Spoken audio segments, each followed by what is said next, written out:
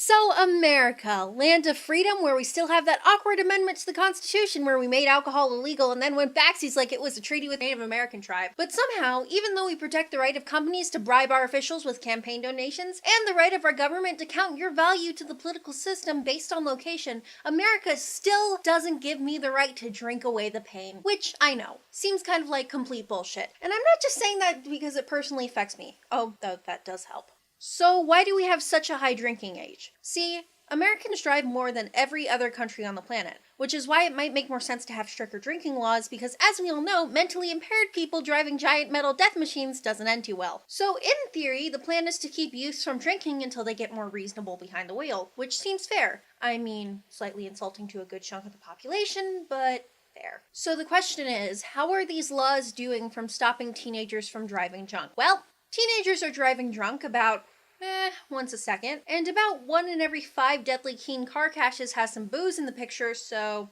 not that well. It's also worth noting that because teenagers are drinking while it's illegal, they also might be hesitant to do things like call someone to pick them up or use a taxi when the driver will arrest them. So the idea of a high drinking age stopping drunk driving is a bit like the idea that abstinence-only education stops teen pregnancy. It relies on the idea that teenagers will either think about the consequences of their actions or do something just because an adult told them. But what about the health risk?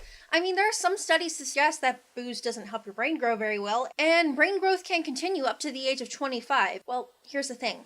The drinking age is 21, and the age of adulthood is 18. If an adult person who probably already knows the risks involved in alcohol decides they want to kill their brain cells, why shouldn't they be allowed to? But more importantly, why should they not be allowed to and a 22-year-old should? If you can't come up with a justification for why a 21-year-old drinks that can't be used for an 18-year-old, that means this law is a fancy thing called bullshit!